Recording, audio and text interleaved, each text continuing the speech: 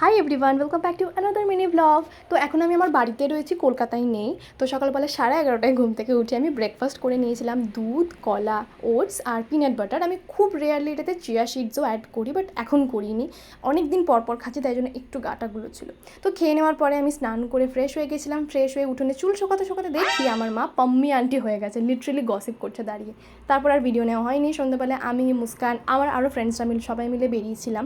সবাইকে দেখাচ্ছি, এটা হচ্ছে অর্পণ, একদম ঝাল খেতে পারে না। ওকে আমরা মুস্কানের ঝাল মোমো খাইয়ে দিয়েছিলাম। তারপরে আমার একটা বন্ধু, বিট্টু, অর্পণ, রিকু, এরা রাজ, ন্যান্সি আর রোহান। তারপরে আমরা সবাই মিলে তারাপীঠ চলে গেছিলাম শুধুমাত্র চা খাবো বলে। Gossip, gossip and gossip. Tarapith যাওয়ার রাস্তায় খুব সুন্দর একটা ভেজ রেস্টুরেন্ট খুলেছে, তুলসী বলে। আমরা ওখানে যাওয়ার প্ল্যান করছি, আশা করি পুজোর সময় যাব। তো এটা তারাপীঠে আমরা অলমোস্ট ঢুকে গেছি। আমার সব বন্ধুরা মোটামুটি আমি সবাইকে দেখিয়েছি। আচ্ছা, ওই হচ্ছে ব্লু ড্রেস পরে, ওটা সঞ্চিতা। মুস্কানের মাথার পাশে একজন হিরোদের মতো চুল ঠিক করছে, ওটা হলো কেশব।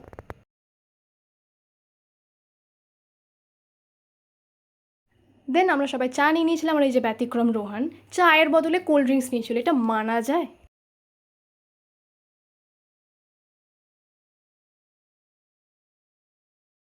অ্যাকচুয়ালি ধুনুচি নাচের প্র্যাকটিস চলছিল এখানে।